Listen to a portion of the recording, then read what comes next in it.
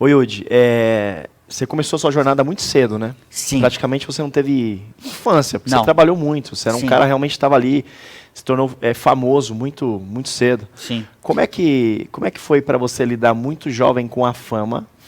O que isso impactou na sua vida de forma positiva e negativa? Bom,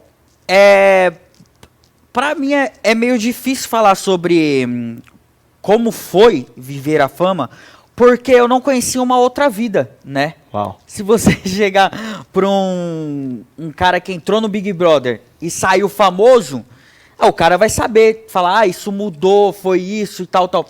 Agora, como eu entrei na TV com 7 anos de idade, a minha vida sempre foi exposta. Eu sempre fui famoso, né? E eu sei que a minha vida sempre foi tirar foto, dar autógrafo. Aí, ó. Ali, ó, no programa do Raul Gil. Então, a minha vida sempre foi isso.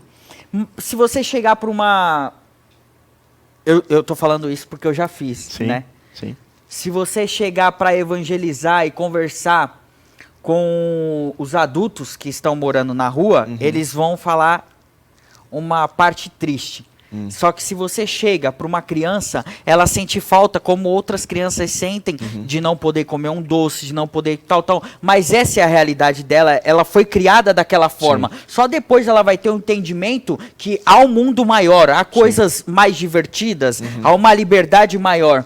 Mas como eu fui inserido dentro desse meio de uma forma muito intensa, para mim era tudo muito normal. Mas hoje, mais velho, estudando um pouco mais a minha vida, eu consigo ver que sim, eu não tive uma infância nem uma adolescência igual aos outros, né? Mas também foi importante para o meu amadurecimento. Hoje, como você disse, amanhã faz 30 anos, mas as pessoas que me conhecem, sem o personagem Yudi, mas conhece o Cássio Yudi Muniz Tamashiro, sabem que a minha cabeça é de uns 40 anos, 50 anos, assim, até por conta dos meus amigos, né? Sim, São pessoas mais velhas. Cara, você é um cara que ultimamente você tem dedicado muito tempo da sua vida para a fé. Sim. Né? A gente tem visto isso, é nítido. Só que até você chegar nesse momento de fé, Sim. de conversão, você passou pelo mundo. Você literalmente talvez tenha passado, sei lá, pela sarjeta, né? Sim. Como é que foi esse seu período de conversão? Como que você teve esse encontro? Pô, é o que todo mundo fala, né? Ou você vai pela dor ou você vai pelo amor, né? No meu caso foi pela dor. Quando você olha para sua vida e começa a lembrar os seus sonhos e você realizou todos os seus sonhos e de repente você perdeu tudo aquilo, é uma dor muito intensa, né? Eu costumo compartilhar alguns testemunhos com as pessoas e as pessoas sempre falam, caramba, mas sua vida era maravilhosa e tal. Quando você conversa com pessoas que ainda não conquistaram aquilo que elas sonham, mas também não fazem por onde, né? Sim. As pessoas acabam debochando, tirando sarro da própria vida. E é isso que a gente faz, né? Ah, como seria legal ter uma Ferrari? Como seria legal ter um jato? Como seria legal ter uma mansão em Alphaville? O problema é quando você conquista tudo isso e perde. Uau. Aí é mais difícil ainda, sabe? Porque você se sente um bosta. Sim. Era isso que eu me sentia. Falava, cara, eu conquistei tudo. Eu tive tudo que um jovem, tudo que uma criança, tudo que um adulto queria ter e eu acabei perdendo tudo. Mas quando eu falo perdendo tudo, aí meus amigos próximos viram e falam assim, mas você tinha casa em Alphaville, casa na praia, eu sempre tive imóvel. Sim. Porque pela inteligência dos meus pais, souberam investir. Mas o dinheiro na conta já não tinha mais, sabe? Imóvel sem dinheiro Liquidez. só passa a ser uma dívida. Sim. Né? Porque Sim. você tem que pagar as coisas, você Sim. tem que manter esses lugares.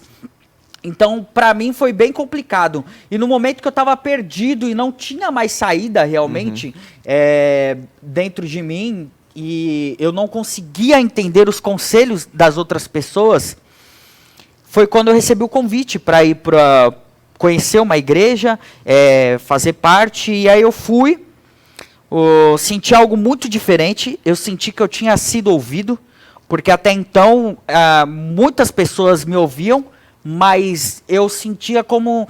Estão me ouvindo porque eu sou o Yudi, mas... Entendi. E não porque estão sentindo o meu pedido de socorro ou estão ouvindo algo motivacional, sabe? Tá. Então, dentro da igreja, pela primeira vez, eu tinha sentido que eu tinha sido ouvido e abraçado pela presença de Deus. E foi muito, muito forte para mim, porque quando eu saí da igreja, eu saí com um sentimento diferente, assim. Eu saí, tipo, experimentando algo que eu nunca tinha experimentado na minha vida.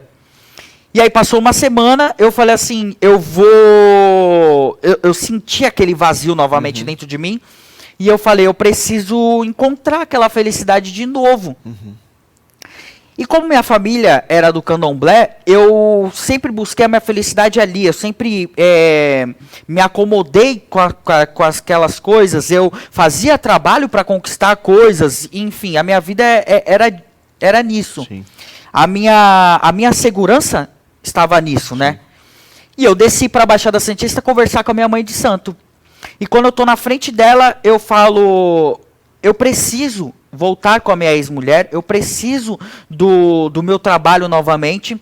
E aí ela vira e fala assim, eu não tenho como fazer mais nada pela sua vida, porque tem algo maior cuidando da sua vida agora. Uau. Aí foi quando eu entendi que aquele simples gesto Uau. de eu levantar a mão pro alto e falar assim, Senhor, eu te aceito, eu Uau. quero um recomeço na minha vida, sabe? Eu quero voltar a ser exemplo para outros jovens, Uau. eu quero ser felicidade novamente para os meus pais, porque eu vivia dentro de casa como um rebelde, eu vivia dentro de casa querendo encontrar uma felicidade, coisa que já tinha passado, e isso é muito forte pra gente. Porque chega um momento da nossa vida que a gente já está na fase adulta e a gente quer viver novamente a nossa infância que foi perdida e a nossa adolescência que foi perdida. Mas entenda, foi plantado até algo no sofrimento, né? Eu vivi coisas que outras pessoas não viveram. Sim.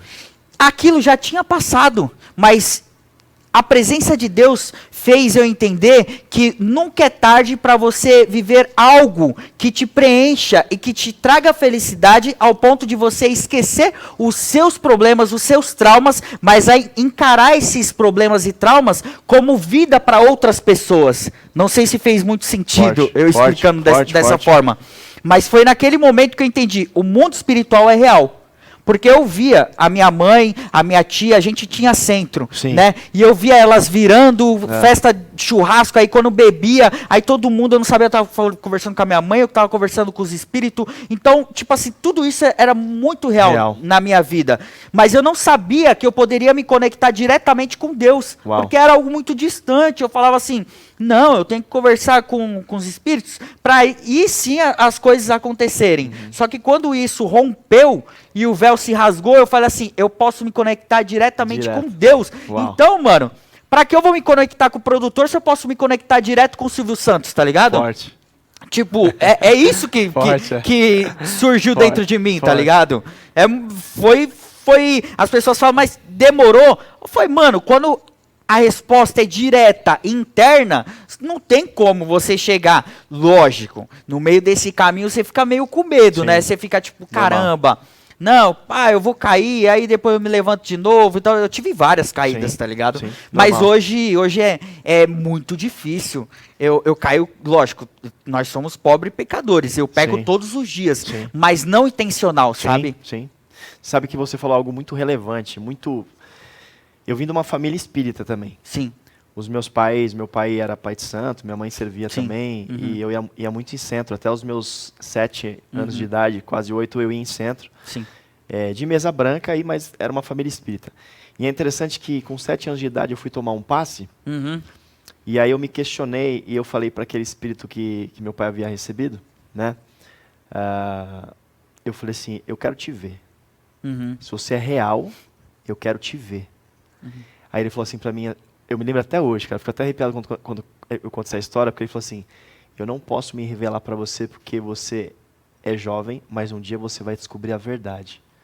Mano, foi aquele dia, para mim, foi muito forte, porque eu entendi naquele dia, e depois de maduro, quando eu cresci, que o diabo reconhece a gente. Ele reconhece o plano de Deus na nossa vida. Ele Sim. reconhece quem nós iremos nos tornar.